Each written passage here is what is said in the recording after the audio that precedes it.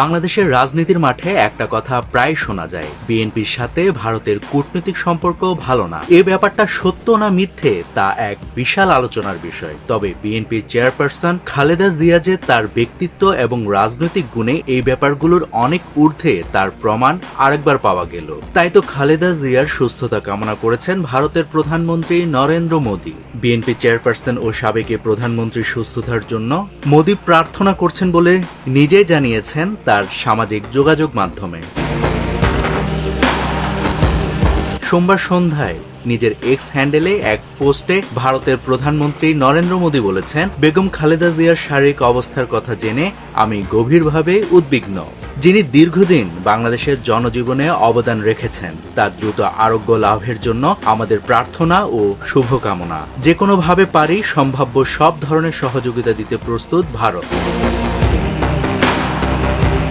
৭৯ বছর বয়সী সাবেক প্রধানমন্ত্রী খালেদা জিয়া দীর্ঘদিন ধরে আর্থাইটিস, ডায়াবেটিসের পাশাপাশি কিডনি, লিভার, ফুসফুস, চোখের সমস্যা সহ নানান জটিলতায় ভুগছিলেন। স্বাস্থ্য পরীক্ষার জন্য ২৩ নভেম্বর রাতে তাকে ঢাকার বসুন্ধরার এভার কেয়ার হাসপাতালে নেওয়া হয়েছিল। পরীক্ষা নিরীক্ষায় বুকে সংক্রমণ ধরা পড়ায় তাকে হাসপাতালে ভর্তি করা হয়।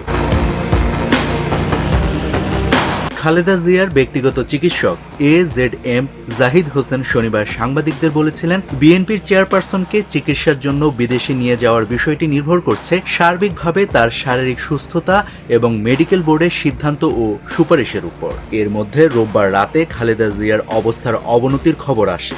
বিএনপির ভাইস চেয়ারম্যান আহমেদ আজম খানকে উদ্ধৃত করে বিভিন্ন সংবাদ মাধ্যমের খবরে বলা হয়, অবস্থার অবনতি হওয়ায় ভেন্টিলেশনে নেওয়া হয়েছে খালেদা জিয়াকে। এরপর সোমবার দুপুরে বিএনপির মহাসচিব মির্জা ফখরুল ইসলাম আলমগীর বলেন, খালেদা জিয়ার অবস্থা স্থিতিশীল। গণমাধ্যমে আসা বিভিন্ন ধরনের খবরে বিভ্রান্ত না হওয়ার আহ্বানও জানান তিনি। নাভিদ হাসান, সোনালী নিউজ।